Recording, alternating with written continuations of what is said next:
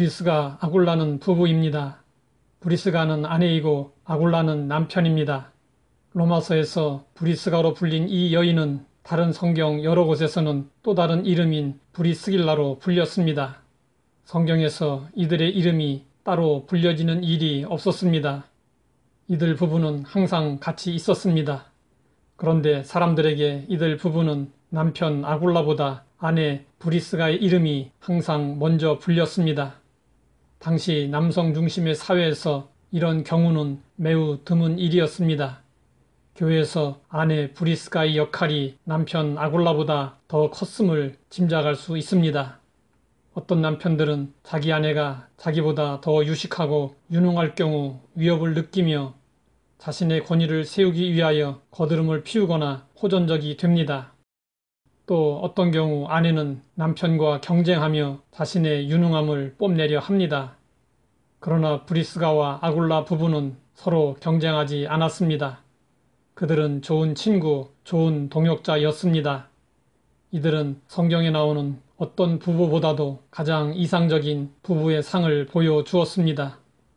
브리스가와 아굴라는 클라우디오 황제의 유대인 추방령에 의해 로마에서 쫓겨나 고린도에 오게 되었습니다. 이들은 고린도에서 사도 바울을 만났습니다.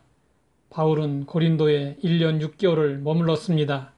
이 기간 동안 이들은 바울과 함께하며 집중적으로 성경 공부를 했습니다. 그러면서 브리스가와 아굴라의 믿음은 하루가 다르게 쑥쑥 자랐습니다. 이들 부부는 바울과 함께 있을 때 천막 만드는 일을 통해서 사역자들을 도우며 복음 전도에 동참했습니다. 바울의 직업도 천막 만드는 일이었기 때문에 이들 부부는 바울과 함께 일했습니다. 바울과 이들 부부는 금방 친밀감을 느끼고 깊고 친숙한 친구 사이가 되었습니다. 이후 바울이 선교 여행을 떠나고 브리스가와 아굴라 부부는 에베소에 있었습니다. 이곳에서 이들 부부는 성경에 능통한 자로 소문난 아볼로를 데려다가 하나님의 도를 더 정확하게 풀어 주었습니다. 바울이 선교 여행 중 에베소에 들렀을 때 브리스가와 아굴라는 다시 바울을 만나게 되었고 2년 동안 함께 지냈습니다. 정말 대단한 행운이었습니다. 거의 4년 가까운 세월 동안 이들은 바울과 더불어 말씀 공부를 한 것입니다. 바울은 로마 교회에 편지하면서 이들 부부에 대해 이렇게 소개했습니다. 너희는 그리스도 예수 안에서 나의 동역자들인 브리스가와 아굴라에게 문안하라. 그들은 내 목숨을 위하여 자기들의 목까지도 내놓았나니 나뿐 아니라 이방인의 모든 교회도 그들에게 감사하느니라. 바울은 브리스가와 아굴라를 동역자라고 소개하며 이들의 헌신을 칭찬했습니다. 바울이 이들 부부를 칭찬한 것은 삶의 목표를 이 땅에서의 행복에 두지 않고 구원의 복음을 온 누리에 전파하기 위해 남달리 헌신했기 때문이었습니다. 이들 부부는 천막을 제조하면서 틈틈이 구원의 복음을 동료들과 손님들에게 전했습니다. 바울에게 이들 부부가 특별했던 것은 직업이 같아서 함께 작업했을 뿐 아니라 바울의 복음 전도 사역을 위해 목숨을 내놓을 정도로 헌신적으로 도왔기 때문이었습니다. 당시에는 가정이 예배 처소로 사용되었습니다.